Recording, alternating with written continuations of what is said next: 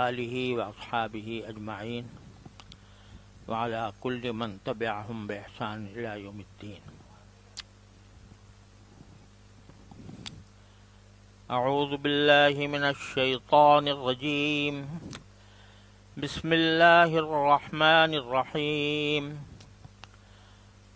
وقل للمؤمنات يغضضن من أبصارهن ويحفظن فروجهن ولا يبدين زينتهن إلا ما ظهر منها وليضربن بخمرهن على جيوبهن ولا يبدين زينتهن إلا لبعولتهن أو آبائهن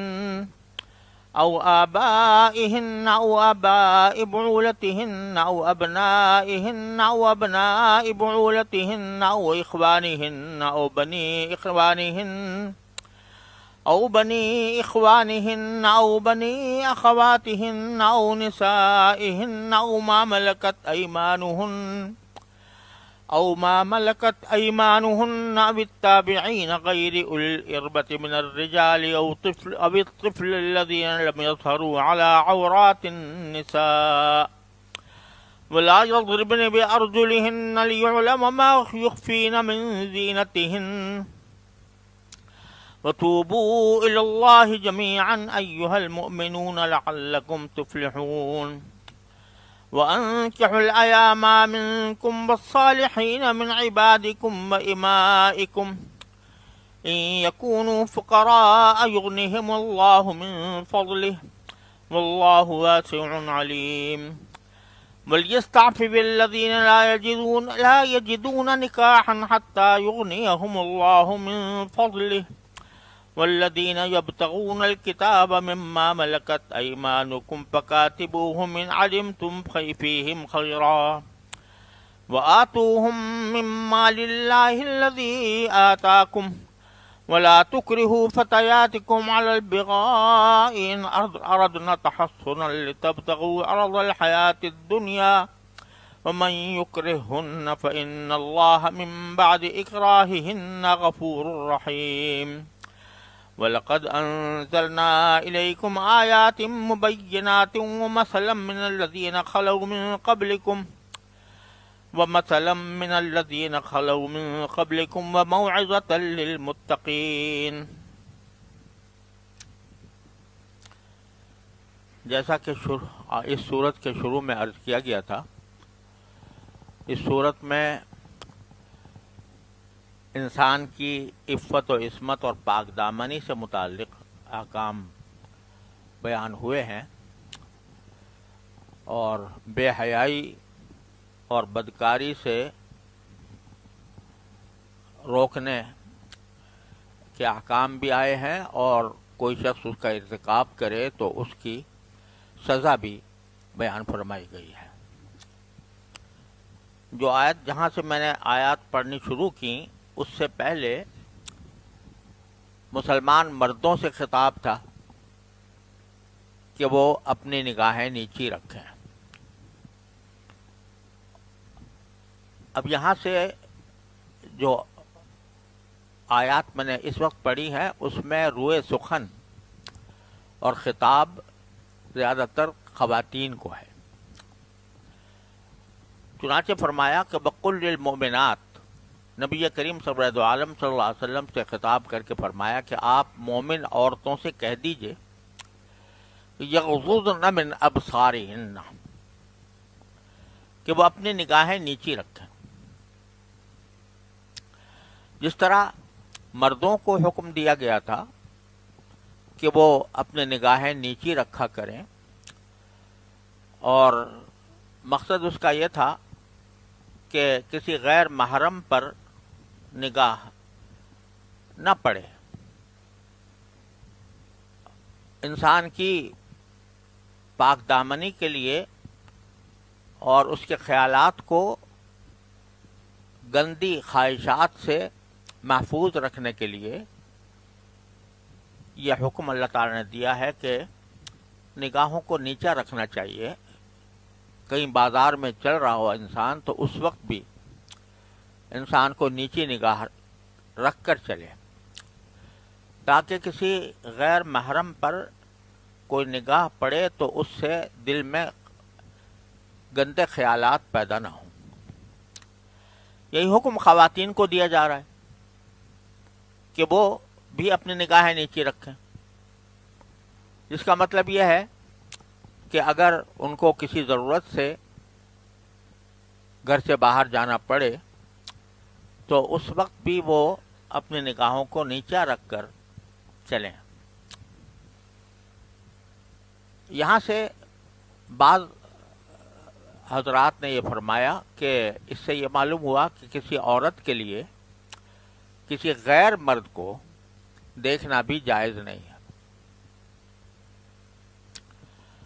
اور اس کے دلیل اس کی ایک یہ دی جاتی ہے کہ حضرت عبداللہ ابن ام مکتوم رضی اللہ تعالی عنہ، وہ ایک صحابی تھے جو نابینا تھے، تو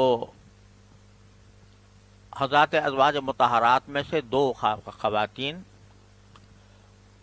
ان کے سامنے تھیں، تو انہوں نے پوچھا نبی کریم صلی اللہ علیہ وسلم سے کہ وہ اگر آ جاتے ہیں تو اگر ہم پردے کے بغیر ان سے مل لیں یا ان کی ملاقات ہو جائے تو کیا ہے؟ تو آپ نے فرمایا وہ تو نابینا ہے، تم تو نابینا نہیں ہو۔ افعمیاوان انتما، کیا تم بھی نابینا ہو؟ اس کا مطلب یہ نکلا کہ آپ نے یہ فرمایا کہ تمہارے لیے بھی کسی مرد کو، غیر مرد کو، نامحرم مرد کو دیکھنا ٹھیک نہیں ہے۔ ایک تو یہ حدیث ہے، لیکن ایک دوسری حدیث یہ بھی ہے کہ خود رسول کریم صلی اللہ علیہ وسلم نے حضرت عائشہ صدیقہ رضی اللہ تعالیٰ عنہ کو حبشیوں کا نیزہ بازی کا کرتب دکھایا، تو اس میں ظاہر بات ہے کہ حضرت عائشہ رضی اللہ تعالیٰ عنہ غیر محرم عورتوں کو دیکھ رہی تھیں۔ تو یہی مواقع ہوتے ہیں جہاں فقہاء کرام اپنی خداداد سمجھ سے فیصلے کرتے ہیں۔ تو جو فقہاء کرام نے ان دونوں احادیث کو مد نظر رکھتے ہوئے جو بات ارشاد فرمائی وہ یہ ہے کہ عام حالات میں تو خواتین کو حتی الامکان اس بات سے پرہیز کرنا چاہیے کہ غیر محرم مردوں کو دیکھیں، لیکن اگر ضرورت کے وقت دیکھنا پڑ جائے اور دل میں کوئی خراب خیالات پیدا ہونے کا اندیشہ نہ ہو تو عورتوں کے لیے مردوں کو دیکھنا جائز ہے۔ اور یہی وجہ ہے کہ خواتین کو پردے کا حکم دیا گیا ہے، مردوں کو پردے کا حکم نہیں دیا گیا سوائے سطح عورت کے۔ تو اس لیے خلاصہ یہ نکلا کہ عام حالات میں تو خواتین کو نیچی نگاہ رکھنا چاہیے، غیر مردوں کی طرف اپنے اختیار سے، اپنے ارادے سے دیکھنے کی کوشش نہ کریں، لیکن جہاں ضرورت پڑ جائے اور کسی نامحرم مرد کو دیکھنا پڑے تو اس صورت میں دیکھنا جائز ہے، بشرطے کہ کسی فتنے کا اندیشہ نہ ہو۔ لہذا یہاں پر خواتین کو بھی نگاہ نیچی رکھنے کا حکم دیا گیا کہ وہ نگاہیں نیچی رکھیں، وَيَحْفَظْنَ فُرُوجَهُنَّ، اور اپنی شرمگاہوں کی حفاظت کریں، مطلب یہ کہ عفت اور عصمت کے ساتھ رہیں اور کوئی بے حیائی کا کام نہ کریں۔ آگے پھر کچھ پردے کے احکام ہیں۔ یہ جو آیات آ رہی ہیں پردے سے متعلق، یہ سمجھ لینا چاہیے کہ ان آیتوں سے پہلے سورہ احزاب نازل ہو چکی تھی اور سورہ احزاب میں پردے کا حکم آ چکا تھا۔ یہاں اسی پردے کے احکام کو جو سورہ احزاب میں آیا اس کی کچھ تفصیل یہاں پر بیان فرمائی گئی ہے۔ سورہ احزاب میں تو اللہ تعالیٰ نے یہ فرمایا تھا کہ یا ایھا النبی قل لی ازواجک و بناتک و نسائک مسائل مومنین یدنین علیہن من جلابیبہن، کہ اے نبی صلی اللہ علیہ وسلم آپ اپنی ازواج سے یعنی ازواج مطہرات سے اور مومنین کے مسلمانوں کی عورتوں سے یہ کہہ دیجئے کہ وہ اپنے چہروں پر اپنی اوڑھنی اپنے جلباب یعنی اپنی چادر کو اپنے چہروں کے اوپر جھکا لیا کریں. یعنی جب باہر جائیں تو کسی چادر میں جائیں اور اپنے چہروں کو اس چادر کو اس طرح جھکا لیا کریں کہ چہرہ نظر نہ آئے، صاف نظر نہ آئے، جیسے گھونگھٹ نکالا جاتا ہے.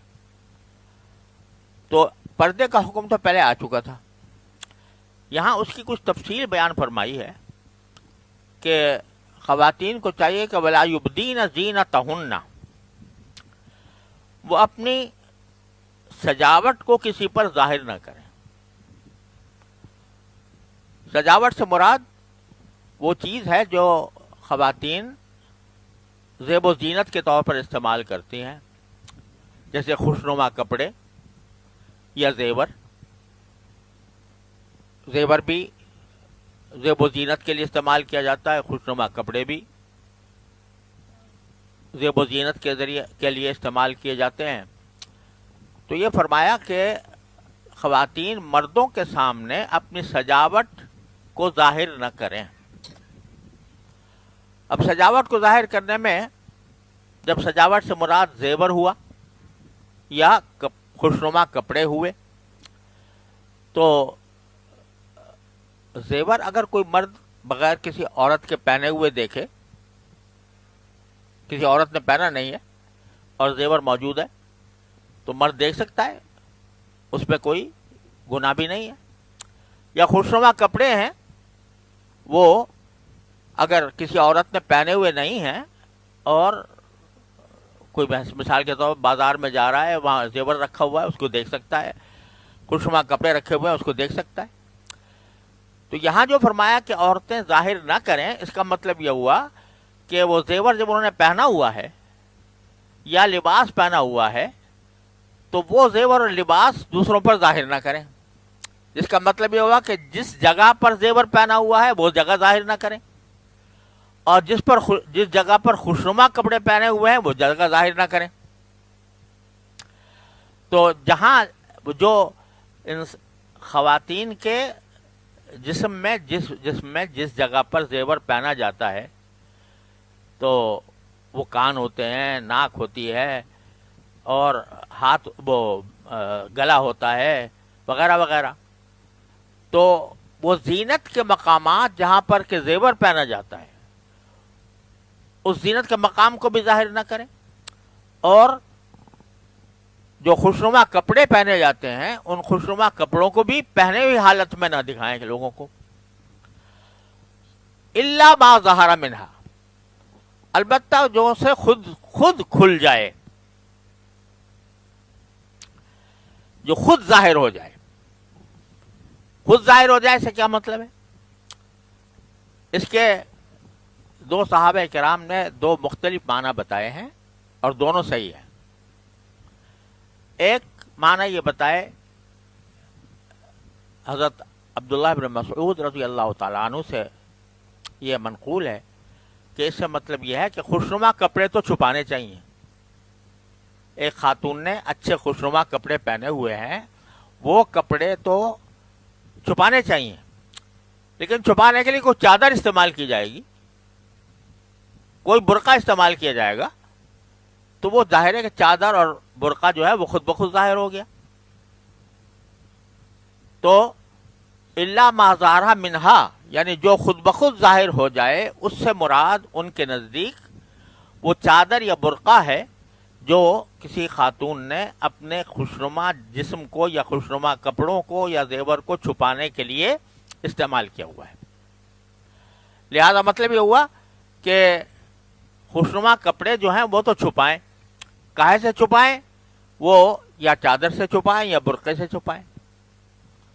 چادر برقعے سے چھپائیں گی تو وہ چادر ظاہر ہوگی، وہ برقع ظاہر ہوگا، تو اس کی اجازت دی گئی ہے۔ اور اسی سے یہ بات بھی معلوم ہوئی کہ برقع جو ہے وہ کوئی خود بذات خود سجاوٹ والا نہ ہونا چاہیے۔ کیوں؟ اس لیے کہ جب خوشنما کپڑے چھپائے جا رہے ہیں تو وہ اس کا مطلب کیا ہوا کہ اگر کوئی شخص کوئی خاتون کپڑے تو چھپا رہی ہے جو خوشنما کپڑے ہیں جن کے چھپانے کا قرآن نے حکم دیا ہے، لیکن جس چیز سے چھپا رہی ہے وہ خود ایک زینت کی چیز ہے، خود سجاوٹ کی چیز ہے، اس پہ کام بنا ہوا ہے، اس پر بیل بوٹے بنے ہوئے ہیں، تو اس کا مطلب یہ ہے جو مقصد تھا پردے کا وہ ختم ہو گیا۔ خوشنما کپڑے چھپانے کا حکم ہے تو پھر خوشنما کپڑوں کو چھپانے کے لیے جو چیز استعمال کی جا رہی ہے وہ تو خوشنما نہ ہو، وہ ایسا نہ ہو کہ جو زیب و زینت کی چیز ہو۔ لہذا جو چادر، جس چادر سے خاتون اپنا جسم چھپائے یا جس برقعے سے چھپائے وہ سادہ ہونا چاہیے، اس میں کوئی نقش و نگار یا کوئی کام نہ ہونا چاہیے۔ یہ تفسیر ہے حضرت عبداللہ بن مسعود رضی اللہ تعالیٰ عنہ۔ دوسری تفسیر حضرت عبداللہ ابن عباس رضی اللہ تعالیٰ عنہ سے مروی ہے، وہ یہ ہے کہ جو فرمایا جو خود ظاہر ہو جائے، جو خود ظاہر ہو جائے، اس سے مراد ہے عورت کا چہرہ اور اس کی ہتھیلیاں۔ مطلب یہ ہے کہ پردے میں تو جائے گی، اپنے جسم کو اس نے کسی چادر میں کسی برقعے میں چھپایا ہوا ہوگا، لیکن کام کاج کے لیے یا کسی ضرورت کے تحت اگر اس کو چہرہ کھولنا پڑے یا کھل جائے، خود سے چہرہ کھل جائے یا ہاتھ کھل جائیں تو اس کی اجازت ہے۔ یہ عبداللہ بن عباس رضی اللہ عنہ اس آیت کی تفسیر میں یہ فرماتے ہیں۔ صورتحال یہ ہے کہ ہاتھ اور چہرہ یہ چونکہ ایسی چیزیں ہیں کہ جو کسی کام کے دوران یا کسی گفتگو کے دوران خود بخود کھل سکتی ہیں، تو اس لیے اس کا استثناء کر دیا گیا کہ اگر کسی جائز کام کے دوران اگر یہ چیزیں کھل جائیں، یعنی چہرہ اور ہاتھ، تو اس کی گنجائش دی ہے قرآن کریم نے۔ لیکن ساتھ ہی یہ بات بھی سمجھنی چاہیے کہ چونکہ یہ فرمایا گیا ہے کہ خواتین اپنی زینت کو چھپائیں، اور کسی خاتون کی سب سے زیادہ زینت اس کے چہرے میں ہوتی ہے، وہ حسن کا مرکز ہوتا ہے، لہذا اس کی وجہ سے فقہاء کرام نے فرمایا کہ فتنے کی وجہ سے، کیونکہ اگر چہرہ کھلا رہے گا چاہے سارا جسم ڈھکا ہوا ہو، تو چونکہ چہرہ جو ہوتا ہے وہ کسی کے حسن و جمال کا خاص مرکز ہوتا ہے، تو اس سے فتنہ پیدا ہونے کا اندیشہ ہے، لہذا اس کو بھی چھپانا ضروری ہے۔ ہاں خود بخود کھل گیا، الا ما ظہر منہا، قرآن نے کہا جو خود بخود کھل جائے، تو یعنی مقصود کھولنا نہیں تھا، مقصود تو اپنا پردہ پورا کرنا تھا، لیکن اتفاقاً کھل گیا تو اس کے اوپر انشاءاللہ اللہ تعالیٰ کے ہاں سے گرفت نہیں ہوگی۔ تو خلاصہ دونوں تفسیروں کا یہ نکلا کہ ایک تو خواتین کو اپنے جسم اور اپنے کپڑوں کو چھپانے کے لیے کوئی چادر استعمال کرنی چاہیے یا برقع استعمال کرنا چاہیے، اور اس چادر برقعے کا حکم یہ ہے کہ اصل تو یہ ہے کہ چہرہ بھی چھپے اور ہاتھ بھی چھپیں، لیکن اگر کسی ضرورت کی وجہ سے یا کسی اتفاقی واقعے کے نتیجے میں اگر یہ کھل جائیں تو وہ معاف ہے، الا ما ظہر منہا، جو خود بخود کھل جائیں تو وہ معاف ہے۔ آگے فرمایا وَلْيَضْرِبْنَ بِخُمُرِهِنَّ عَلَى جُيُوبِهِنَّ، اور خواتین کو یہ چاہیے کہ وہ اپنے آنچل اپنے گریبانوں پر ڈال لیا کریں. اپنے آنچل یعنی دوپٹہ وہ گریبانوں پر ڈال لیا کریں. اس سے مقصود یہ ہے کہ اپنے سینے کو چھپائیں. زمانہ جاہلیت میں خواتین جو کا یہ دستور تھا، عرب خواتین جاہلیت کے زمانے میں وہ دوپٹہ اس طرح پہنتی تھی کہ سر ڈھکا اور اس کے دونوں پلو جو ہیں وہ اپنے کمر کے پیچھے ڈال لیے. جب پلو پیچھے ڈال لیے تو چہرہ اور چہرے کے ساتھ ان کا سینہ اور سامنے کا جسم وہ کھلا ہوتا تھا. تو اس لیے یہاں پر قرآن کریم نے فرمایا کہ وہ اپنے آنچل ڈال لیا کریں اپنے گریبانوں پر، جس کا مطلب یہ ہے کہ اپنے سینے کی حفاظت کریں. وَلَا يُبْدِينَ زِينَتَهُنَّ، آگے پھر وہ ان حضرات کی فہرست دی جا رہی ہے کہ جن سے خواتین کو پردہ کرنے کی ضرورت نہیں ہے. تو وہ فرمایا کہ وہ اپنی سجاوٹ کو ظاہر نہ کریں سوائے ان لوگوں کے جن کا ذکر آگے آ رہا ہے.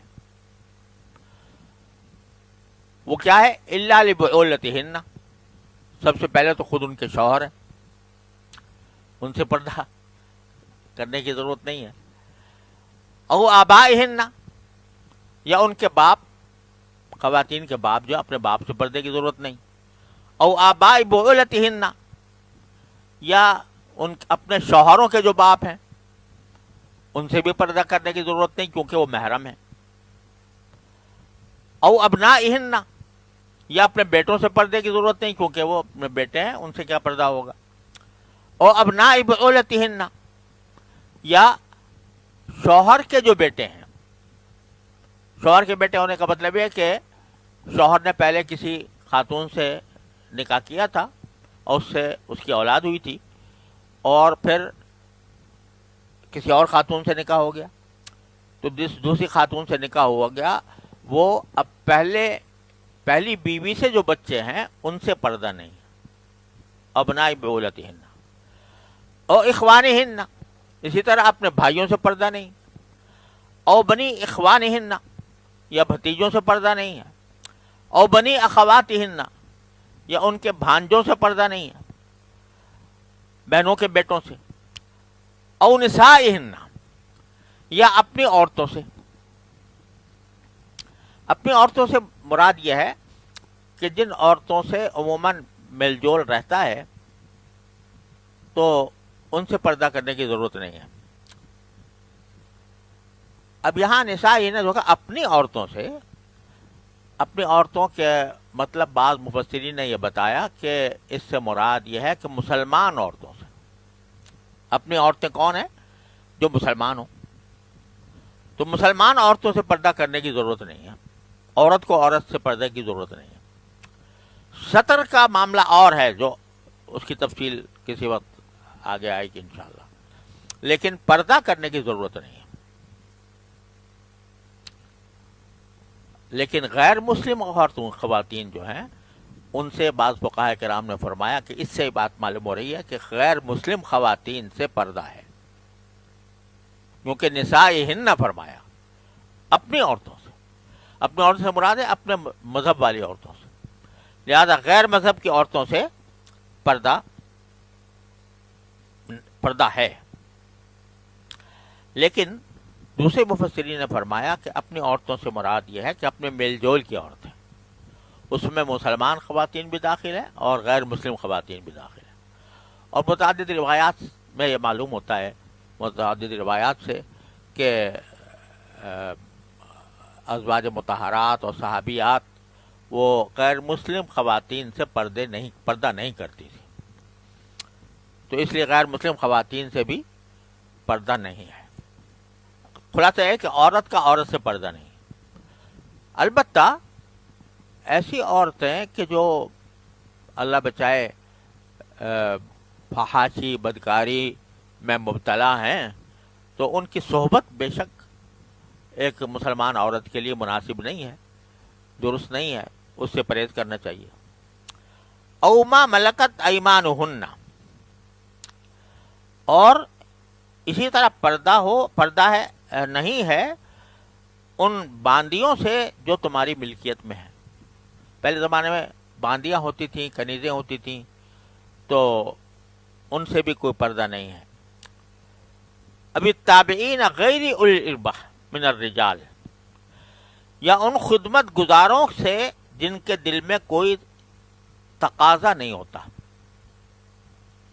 ابھی تابعین کے معنی ہے کسی کے ساتھ کوئی شخص جو دم چھلا لگا ہوا ہے اس کو تابع کہتے ہیں. مراد یہاں پر یہ ہے کہ گھر میں کام کرنے والے ہیں تو نوکر ہیں، خدمتگار ہیں، وہ مراد ہیں. اور غیر اولی الاربہ جن کے دل میں کوئی خواہش نہیں. تو اس کی تفسیر دو طرح کی گئی ہے. ایک تو یہ کہ اس زمانے میں خاص طور سے ایسا ہوتا تھا کہ کچھ لوگ ایسے ہوتے تھے کہ جو طفیلی قسم کے کسی کے ساتھ ویسے ہی لگ جاتے تھے، اور ان کا کوئی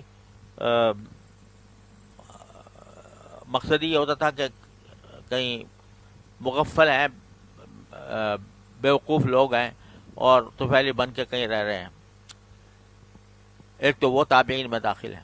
دوسرے جو صحیح تفسیر کے مطابق تابعین سے مراد خدمت گزار، یعنی گھر کا نوکر ہے کوئی، لیکن وہ نوکر ایسا ہے کہ جو اتنا بوڑھا ہو چکا ہے کہ اس کے دل میں عورتوں کی طرف کوئی میلان نہیں، تو اس کو مستثنیٰ کیا گیا ہے. غیر اولی الاربہ کیا معنی؟ جس کے دل میں کوئی حاجت نہیں، کوئی تقاضا نہیں، یعنی کوئی جنسی تقاضا نہیں. وہ اپنی عمر کے ایسے مرحلے پر پہنچ چکا ہے کہ اس کے دل میں عورتوں کی طرف کوئی دھیان نہیں ہوتا، عورتوں کی طرف کوئی میلان نہیں ہوتا، اور گھر میں کام کر رہا ہے، بوڑھا آدمی ہے، تو وہ اس سے مستثنیٰ ہے، یعنی اس سے پردہ نہ کریں تو گنجائش ہے. ابھی الطفل الذین لم یظہروا علی عورات النساء، یا ایسے بچے، ان سے بھی پردہ نہیں ہے کہ جو ابھی عورتوں کے چھپے ہوئے حصوں سے آشنا نہیں ہوئے.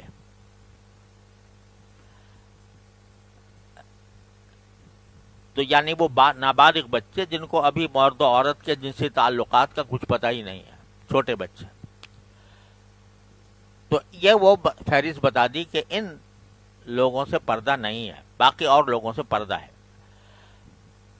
آگے فرمایا وَلَا يَضْرِبْنَ بِأَرْجُلِهِنَّ لِيُعْلَمَ مَا يُخْفِينَ مِنْ زِينَتِهِنَّ، اور مسلمان عورتوں کو چاہیے کہ وہ اپنے پاؤں زمین پر اس طرح نہ ماریں کہ انہوں نے جو زینت چھپا رکھی ہے وہ معلوم ہو جائے.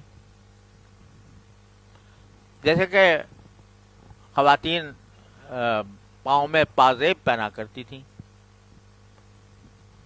وہ پازیب پاؤں کے اندر ہوتی تھی، وہ اگر ذرا قوت کے ساتھ زمین پر پاؤں مارا جائے تو اس کی جھنکار کی آواز آتی تھی. تو یہ فرمایا جا رہا ہے کہ خواتین نے جو زیور پہنا ہوا ہے اس زیور کو بجنے کی آواز سے بھی پرہیز کریں مردوں کے سامنے.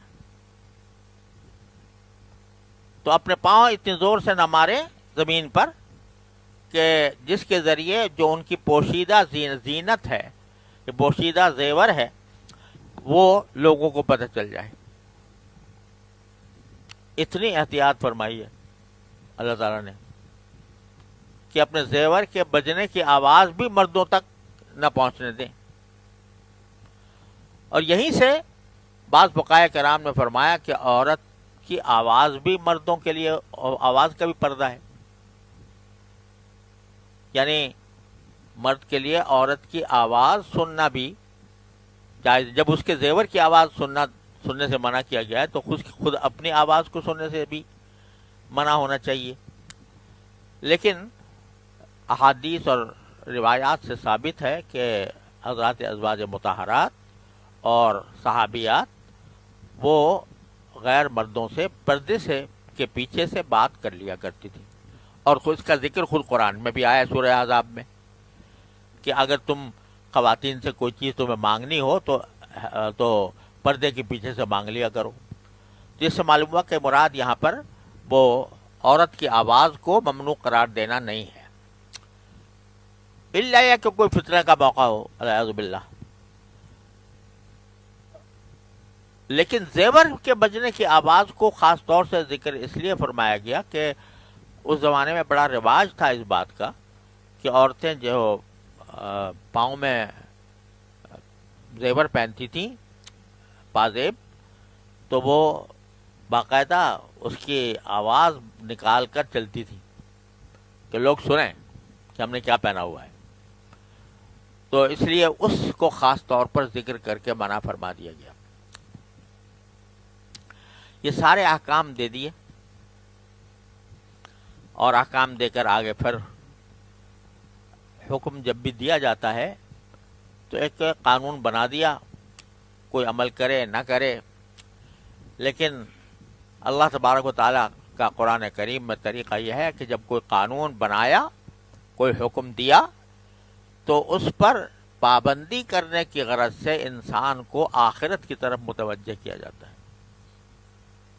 فرمایا وَتُوبُوا إِلَى اللَّهِ جَمِيعًا أَيُّهَا الْمُؤْمِنُونَ، اے مومنو تم سب اللہ کے سامنے توبہ کرو. یعنی یہ احکام تو ہم نے دے دیے ہیں، لیکن اس احکام میں اگر کہیں غفلت ہو جائے اور اس غفلت کی وجہ سے کوئی حکم، کسی حکم پر تم عمل نہ کر پاؤ، تب تو توبہ ضروری. اور ویسے بھی انسان کو ہوشیار رہنا چاہیے کہ ہر وقت اللہ تعالیٰ کی طرف متوجہ رہے. توبو، جب توبہ کا لفظ بولا جاتا ہے تو ایک تو معروف توبہ ہے کہ کسی گناہ سے انسان معافی مانگے، آئندہ کے لیے نہ کرنے کا ارادہ ظاہر کرے. اور ایک توبہ کا معنی مطلق رجوع کرنا، اللہ کی طرف رجوع کرنا کسی بھی طرح ہو. تو اے مومنو، یہ جتنے بھی احکام دیے جا رہے ہیں ان پر عمل کرنے کے لیے بھی اللہ سے رجوع کرو کہ اللہ ہمیں ان احکام پر عمل کرنے کی توفیق عطا فرما دیجیے. جب یہ کرو گے، اللہ کی طرف رجوع کرو گے، تو لعلکم تفلحون، تو اس کا نتیجہ یہ ہوگا کہ تمہیں فلاح نصیب ہوگی. آگے پھر حکم یہ ہے کہ جیسے میں نے عرض کیا کہ یہ عفت و عصمت کے جو احکام دیے جا رہے ہیں،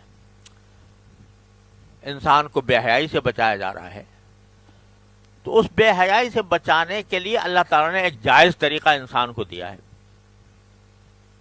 ہر انسان کے دل میں ایک جنسی خواہش ہوتی ہے. اس جنسی خواہش کو ناجائز طریقے سے پورا کرنے کے احکام پیچھے آ گئے. اب اللہ تعالیٰ فرماتے ہیں ہم نے تمہارے لیے اس جنسی خواہش کو پورا کرنے کی خاطر ایک جائز طریقہ تمہارے لیے رکھا ہوا ہے، اس کی طرف متوجہ ہو جاؤ. وہ کیا ہے؟ وَأَنكِحُوا الْأَيَامَ مِنكُمْ، تم میں سے جو لوگ نکاح کے بغیر زندگی گزار رہے ہیں ان کا نکاح کراؤ.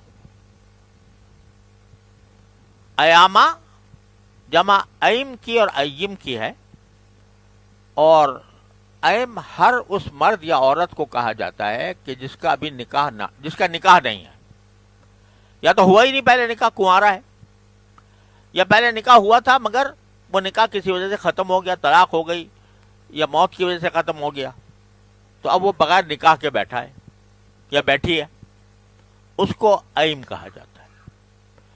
فرمایا جو لوگ بغیر نکاح کے زندگی گزار رہے ہیں ان کا نکاح کراؤ. یہ حکم معاشرے کے تمام افراد کو دیا جا رہا ہے، معاشرے کے تمام افراد کو دیا جا رہا ہے، خاص طور پر وہ جو کسی لڑکے یا لڑکی کے سرپرست ہیں. باپ ہے، اس کو بھی چاہیے کہ اپنے بیٹے یا بیٹی کا نکاح کرائے. کوئی اور سرپرست ہے تو اس کو چاہیے کہ اپنے زیر سرپرستی جو بھی ہے اس کا نکاح کرائے، تاکہ وہ غلط راستوں سے بچے. نکاح کو اللہ تبارک و تعالیٰ نے ایک انسان کے لیے پاک دامنی کا ذریعہ بنایا ہے.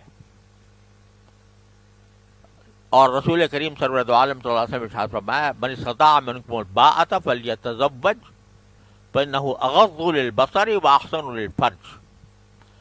جس کے اندر بھی استطاعت ہو نکاح کرنے کی وہ ضرور نکاح کر لے، کیونکہ اسی سے نکاح نیچی ہوگی اور شرمگاہ کی حفاظت ہوگی. لہذا نکاح کرنے کی بڑی ترغیب دی گئی ہے.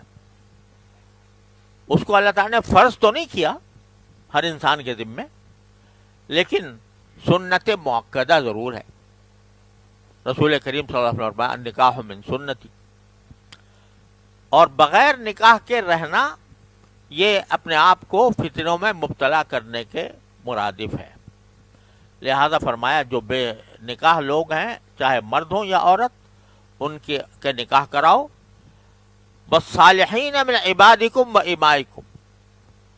اور تم میں تمہارے غلاموں اور باندیوں میں جو نکاح کے قابل ہوں ان کا بھی نکاح کراؤ. پہلے زمانے میں غلام باندی ہوتے تھے تو جو ان کے آقا ہوتے تھے ان کو ان کی پرواہ نہیں ہوتی تھی. نکاح کیا کرائیں گے تو بچے ہوں گے، بچے ایک جھنجھٹ پیدا ہوگا، لہذا نکاح کراتے نہیں تھے، نہ غلام کا نہ باندی کا. تو قرآن نے اس کو فرمایا کہ جو تمہارے غلام باندی ہیں ان میں سے جو نکاح کے قابل ہیں والصالحین من عبادکم و امائکم، جو نکاح کے قابل ہیں ان سے ان کا بھی نکاح کراؤ.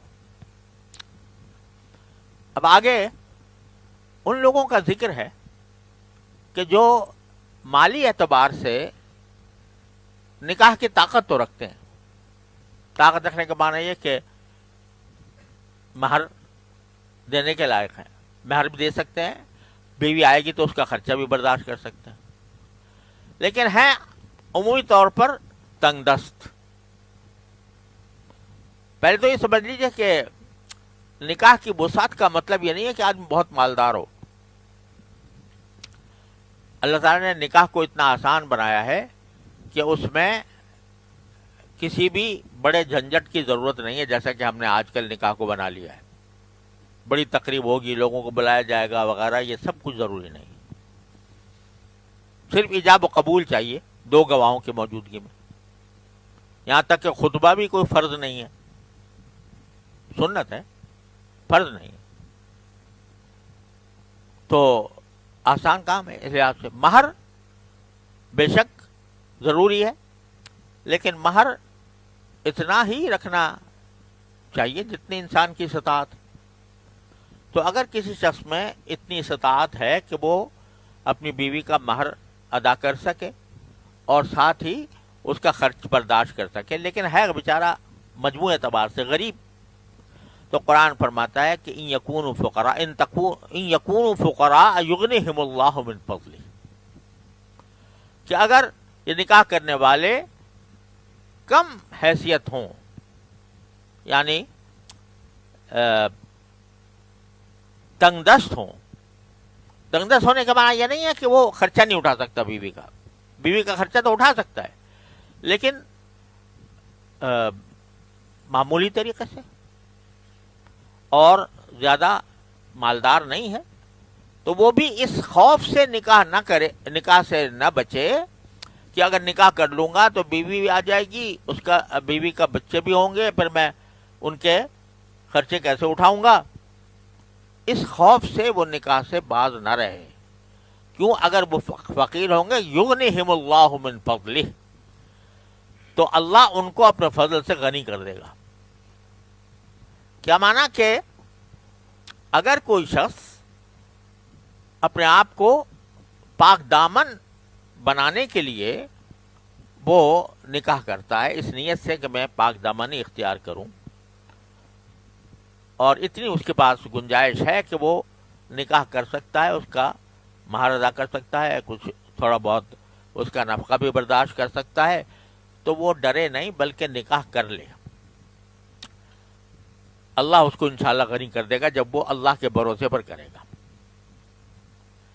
اسی کا دوسرا پہلو یہ ہے کہ اگر اس ایک خاتون ہے اس کا کوئی پیغام نہیں آتا، اور کوئی ایسا شخص پیغام دیتا ہے کہ جو ویسے بہت اچھا ہے، ہر لحاظ سے بہتر ہے، صرف یہ کہ وہ عام دوسرے لوگوں کے مقابلے میں اس کی مالی حیثیت کم ہے، تو محض اس کی مالی حیثیت کم ہونے کی وجہ سے اس کو نہ چھوڑے، کیونکہ اگر آج فقیر ہیں تو اللہ تبارک و تعالیٰ اپنے فضل سے ان کو غنی کر دے گا۔ اس آیت کی وجہ سے متعدد بزرگوں سے منقول ہے کہ اگر واقعتاً کوئی شخص اللہ تعالیٰ کے اس حکم پر عمل کرتے ہوئے نکاح کر لے تو انشاءاللہ اس کے اندر اس کو اللہ تعالیٰ مالی وسعت بھی ضرور عطا فرمائیں گے، اور اس کا مشاہدہ ہوا ہے بہت مقامات کے اوپر۔ بلکہ ایسا بھی ہوا کہ ایک کسی بزرگ کے پاس کوئی شخص آیا کہ میں ذرا تنگ دست ہوں، میرے ہاتھ رکا ہوا ہے، تو انہوں نے مشورہ دیا کہ نکاح کر لو، اور آیت پڑھی کہ نکاح کرنے سے اللہ تعالیٰ نے فرمایا کہ میں ان کو اپنے فضل سے غنی کر دوں گا، اور پھر وہ ایسا ہی ہوا، اور پھر اللہ نے اس کو غنی کر دیا۔ آگے فرمایا والذین یبتغون الکتاب مما ملکت ایمانکم فقاتبوہم ان علمتم فیہم خیرا۔ یہ اس زمانے کی بات ہے جب غلام باندیاں ہوا کرتے تھے، تو بعض اوقات جو غلام یا باندی کا جو آقا ہوتا تھا وہ غلام یا باندی سے کہتا تھا کہ تم اتنے پیسے کما کر لے آؤ تو میں تمہیں آزاد کر دوں گا۔ یہ معاملہ ہوتا تھا، اس کو کتابت کہتے تھے، اور ایسے غلام کو مکاتب کہا جاتا تھا۔ تو اللہ تعالیٰ فرما رہے ہیں کہ اگر تمہارے غلاموں باندیوں میں کوئی تم سے کتابت کا معاملہ کرنا چاہے، مکاتبت کا معاملہ کرنا چاہے، تو معاملہ کر لیا کرو اگر تم ان میں خیر دیکھتے ہو۔ اور جب وہ مکاتب بن گئے، یعنی ان کے ذمے آقا کے لیے کچھ رقم آ گئی کہ وہ رقم ادا کر کے آزاد ہو جائیں گے، تو اب عام مسلمانوں سے خطاب ہے وَآتُوهُم مِّن مَّالِ اللَّهِ الَّذِي آتَاكُمْ۔ اے مسلمانوں، جب کسی غلام نے اپنے آپ کو آزاد کرانے کے لیے کوئی رقم اپنے ذمے لے لی، تو اے مسلمانوں تم اللہ کے اس مال سے ان کو دو جو تمہیں اللہ نے دیا ہے۔ یہ ایک بڑا عظیم اصول بیان فرما دیا کہ جو کچھ بھی مال تمہارے پاس ہے اس کو یہ نہ سمجھو کہ میری قوت بازو کا کمایا ہوا ہے، بلکہ جو کچھ مال بھی من مال اللہ، وہ اللہ کا مال ہے، اللہ کا مال ہے الذی آتاکم، جو تمہیں دیا ہے اللہ نے، تو ان میں سے ان کی مدد کرو اور ان کو آزادی کے لیے پیسے فراہم کرو تاکہ وہ یہ بدل کتابت ادا کر کے آزاد ہو جائیں۔ یہاں یہ بہت عظیم اصول بیان کر دیا کہ مال کی حقیقت کیا ہے۔ حضرت شعیب علیہ السلام کی قوم کہتی تھی الصلاۃ کا تامر کا نترک ما یعبد آباؤنا وان نفعل فی اموالنا ما نشاء۔ کیا تمہاری نماز ہمیں اس سے روکتی ہے کہ ہم ہمارا جو مال ہے اس میں جو چاہیں کریں، اس سے روک رہے ہو ہمیں؟ ہمارا مال ہے، ہم جو چاہیں کریں۔ یہ سرمایہ دارانہ ذہنیت۔ یہاں فرمایا جا رہا ہے کہ مال اللہ کا ہے، تمہارا نہیں ہے، جو کچھ بھی کمایا تم نے وہ بھی اللہ کا ہے، اور اللہ نے تمہیں اپنے فضل دے دیا ہے۔ جب اس نے دے دیا ہے تمہیں، تو وہ اگر کسی جگہ خرچ کرنے کا حکم دے تو تمہیں وہاں خرچ کرنا ضروری ہے۔ وَلَا تُكْرِهُوا فَتَيَاتِكُمْ عَلَى الْبِغَاءِ إِنْ أَرَدْنَا تَحَصُّنًا، اور اپنی باندیوں کو دنیاوی زندگی کا ساز و سامان حاصل کرنے کے لیے بدکاری پر مجبور نہ کرو۔ زمانے جاہلیت میں بہت سے لوگ ہوتے تھے جن کے پاس باندیاں ہوتی تھی، اللہ بچائے ان کو عصمت فروشی پر مجبور کرتے تھے۔ تو قرآن نے فرمایا کہ یہ اپنی باندیوں کو بدکاری پر مجبور نہ کرو جبکہ وہ پاک دامنی چاہتی ہوں، لِتَبْتَغُوا عَرَضَ الْحَيَاةِ الدُّنْيَا، دنیاوی زندگی کا ساز و سامان حاصل کرنے کے لیے، کہ ان کو عصمت فروشی پر مجبور کرتے تھے، وہ پیسے کما کر لا کر دیتی تھیں، تو ان کو منع فرمایا۔ وَمَن يُكْرِهُنَّ فَإِنَّ اللَّهَ مِن بَعْدِ إِكْرَاهِهِنَّ غَفُورٌ رَحِيمٌ، اور جو کوئی ان کو مجبور کرے گا تو اس کے مجبور کرنے کے بعد اللہ تعالیٰ ان باندیوں کے لیے بڑا بخشنے والا، بڑا رحم کرنے والا ہے۔ یعنی ایک باندی خود تو نہیں چاہتی تھی، لیکن اس کے آقا نے اس کو مجبور کر کے، زبردستی کر کے اس سے عصمت فروشی کرائی، تو اللہ تعالیٰ جب جانتا ہے کہ اس نے اپنے اختیار سے نہیں کیا، تو اللہ تبارک و تعالیٰ اس کو معاف فرما دیں گے، وہ رحمت کرنے والے ہیں۔ اب یہ سب احکام بیان فرمانے کے بعد باری تعالیٰ فرماتے ہیں لقد انزلنا الیکم آیات مبینات، اور ہم نے وہ آیتیں بھی اتار کر تم کا تک پہنچا دی ہیں جو ہر بات کو واضح کرنے والی ہے۔ وَمَثَلًا مِنَ الَّذِينَ خَلَوْا مِن قَبْلِكُمْ، اور ان لوگوں کی مثالیں بھی بیان کر دی ہیں جو تم سے پہلے گزر چکے ہیں۔ وَمَوْعِظَةً لِّلْمُتَّقِينَ، اور نصیحت بھی ہم نے فراہم کر دی ہے جو اللہ سے ڈرنے والوں کے لیے کارآمد ہے۔ تو بات وہی ہے کہ سارے احکام بے شک دے دیے گئے، لیکن ان احکام پر عمل تقویٰ کے بغیر ممکن نہیں، اور تقویٰ کے معنی یہ ہے کہ انسان ہر وقت اس بات کو اپنے پیش نظر رکھے کہ میں اللہ تعالیٰ کی نگاہ میں ہوں، میری ہر چیز، میرا ہر کام اللہ تبارک و تعالیٰ دیکھ رہا ہے، اور مجھے اس کی جواب دہی کرنی ہوگی، اور اس پر یا تو ثواب مرتب ہوگا یا خدا نہ کرے عذاب آئے گا۔ اللہ تعالیٰ اپنے رحمت سے ہم سب کو یہ تقویٰ کی دولت عطا فرمائے۔ وآخر دعوانا الحمدللہ رب العالمین۔